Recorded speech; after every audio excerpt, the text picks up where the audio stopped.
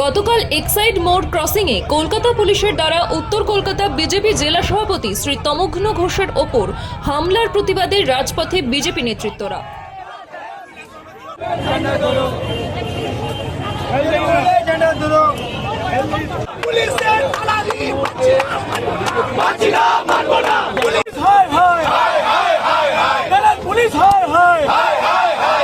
এই রাজ্যে করাপশন হচ্ছে, সাধারণ মানুষের টাকা হজম করে নিয়েছে মুখ্যমন্ত্রী মমতা ব্যানার্জি। একমাত্র দায়ী হচ্ছেন মুখ্যমন্ত্রী মমতা ব্যানার্জি। আজ যখন চোরেদের বিরুদ্ধে রাজপথে বিজেপি নামছে, তখন পুলিশ প্রশাসন সক্রিয় হয়ে বিজেপি যুব মোর্চা সহ আমাদের বিজেপি নেতৃত্বদের অ্যারেস্ট করছে, টেনে হিজড়ে গ্রেফতার করছে। কিন্তু এই পুলিশ প্রশাসন চোরেদেরকে অ্যারেস্ট করতে পারছে না। এই পুলিশ প্রশাসন যারা রামনবমীর শোভাযাত্রায় যারা ঢিল ছুড়ে তাদেরকে অ্যারেস্ট করতে পারে না। তাদের বিরুদ্ধে আজকে আমরা বিজেপি উত্তর কলকাতার সমস্ত কর্মীবৃন্দদের পক্ষ থেকে আমরা রাজপথে নেমেছিলাম।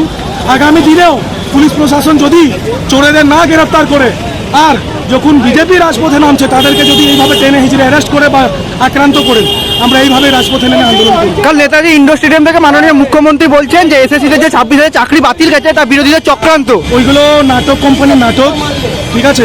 14 বছরে এত কারাপশন করে নিয়েছেন, আজকে এরকম দিন আসছে কেন? কেন আমাদেরকে নেতাজি ইন্ডোর স্টেডিয়ামে বসতে হচ্ছে? আপনি নিশ্চয়ই কারাপশন করেছেন, সেই জন্য তো আপনি তো বলছেন catch me if you can. যখন catch me if you can হবে, আপনাকে বলে হবে না, বাড়িতে গিয়ে আপনাকে অ্যারেস্ট করবে। আপনি হচ্ছেন main culprit of West Bengal. আপনি হচ্ছেন মেন মুখ, যিনি পুরো দুর্নীতির মেন মা, তিনি হচ্ছেন মুখ্যমন্ত্রী